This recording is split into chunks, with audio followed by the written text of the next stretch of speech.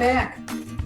It's Zink with the Foster and Adoptive Care Coalition, coming to you from St. Louis, Missouri. Coming to you with a weekly, hopefully just a little pick you up. At the coalition, we keep trying to find ways to bring a little bit of inspiration, validation, information, and support to you during this unprecedented time. And today, my message to you is going to be how to get reconnected with yourself. I'm calling it Connection Before Correction Part 2, how to get reconnected with yourself during this unprecedented time. So, reconnecting with yourself. You, whoever's watching this, that person, that person? The one who used to speak in full sentences? Who used to call the kids by their names, the right ones? The dog by their name or the cat by their name and not vice versa? The one who used to brush their teeth every day and brush their hair using a brush and not just their fingers? Who didn't wear a ball cap every day? You. Remember her or him? I look in the mirror, I kind of remember her. I haven't seen her in a while. So how in the name of all things holy, given all that we've been talking about expecting of you, can you be expected to do all the things you were already doing to care for your family and now be watched 24/7 for all those little signs of distress that would signal that maybe your kiddos aren't feeling the sense of felt safety and that that's in jeopardy? Become a full-time educator. Discipline hypervigilant, dysregulated kiddos in a calm and connected way, remaining controlled. Never leave the house and still look like you have it all together. Kind of sounds like you're supposed to be being a human doing instead of a human being, doesn't it? Does that sound like a little much to you? I agree. And yet, while I accept it as too much, if it's our goal to make it to the finish line, we have to find a way to sustain it.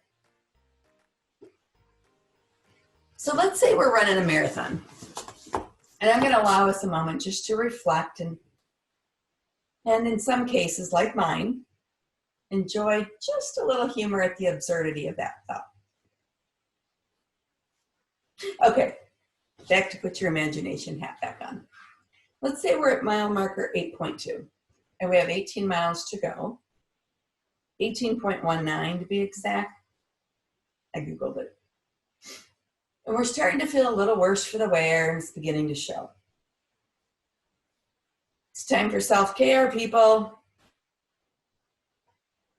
So, are you saying to yourself, who is this crazy woman? Who is she talking to? And what planet is she living on? That's fair. And yet, without a strategic plan for some self-care here, it's not going to happen. If it doesn't happen, you're not going to make it to the finish line. And if you do make it, it ain't going to be pretty. And I can almost guarantee there's going to be fewer survivors than you think. And if you do make the finish line, have you ever watched a marathon? You see those folks coming across the finish line? You're not going to look that good. In fact, I suspect you're going to look a little more like roadkill. I know I am. And I know that at this moment, I'm coming across as trite, a little superficial. And I am willing to sound like that only for you. And only for a few more moments. If you'll allow me just a little bit of time to make some sense. Stick with me? Thanks. So I used to be a big doubter in self-care. True story. When I grew up, hard work was considered self-care. You worked really, really hard. You were really proud of your hard work. You didn't gloat, but you were proud of it. And that was your self-care. My parents grew up in the Depression. They worked really hard, and people didn't brag about it. And self-care, it wasn't heard of. I had to learn about accepting self-care when it came to me. I had to learn that it was about balance, about accumulating positives in my life to balance the challenges. Because life's about both. And if I was denying myself half of that equation, I was really out of sync with life as it was meant and intended to be lived. So, what are some of the barriers right now to self-care and balance during this time? Well, I think time. We're all wearing so many hats. From sunrise to sunset. Who's got time? Access. Shelter at home, 6 to 10 feet apart from each other, makes getting a pedicure or a massage or enjoying our recreational activities we're used to doing, makes it kind of hard.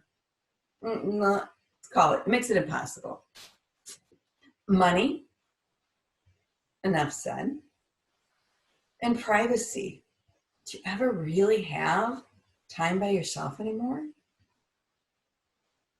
So now's the time to get creative, not to surrender. To surrender would likely be to blame others for taking your self-care from you. And they don't have that power. And more importantly, they shouldn't have to shoulder that blame. It's not theirs. So what are some ideas that we can do? Just let's get active. Let's get involved. Time. Be mindful of shorter time spans, maybe 3 minutes, 5 minutes of quiet time in the garage. Yeah. I volunteer to take the garbage out every night. I used to hate the garage. The basement, the backyard. When you enjoy those places with intention, you go there intentionally, 3 to 5 minutes can have some serious benefits, and you can repeat it several times a day. You go there and you just be present for a couple minutes, shut everything else out. Practice moments of grounding several times a day. You take deep breaths. There's a reason you take the breath in through your nose. You release it slowly through your mouth. Do you know you have to breathe? A lot. It's free. It's always with you. You have to go get it. It's there. By breathing slowly in through your nose, out through your mouth, you're actually signaling to your fight, flight, freeze, your amygdala, settle down. I got this. I probably ground through deep breathing, 3 to 5 breaths, 10, 15 times every single day. It feels good. It just keeps me grounded all day long.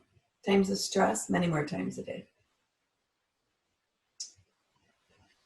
In this time when you're all in the house together, how about if you think about giving each family member personal alone time? Sit down together, talk about it. When do they want to have their alone time? Decide on the amount of time, 5 minutes, 10, 15. Where do they want to have it? What time slot do they want? Where do they want to have their alone time? Find a timer. Let them set it. Wherever they decide to have their alone time, whenever their time slot is, remind them to take it, right? So you're modeling self-care. You're reminding other people, off limits, that's your self-care time. Use the timer, set the rules, make a game of it. And when you get your self-care time, it's your time. Don't ignore your self-care time. You're modeling it for them and you're taking your time. Turn self-care time into care for other time. Again, modeling for the kiddos. Give each other little spa treatments if they're not touch averse. Foot rubs, hand massages, maybe hair treatments, hairstyles, manicures, pedicures. Those are not gender specific, people. Think of ways you and the kiddos can help others. Are there neighbors who might enjoy seeing the kids dressed in their Halloween costumes or their jammies? Parading up and down the street, maybe playing some homemade instruments?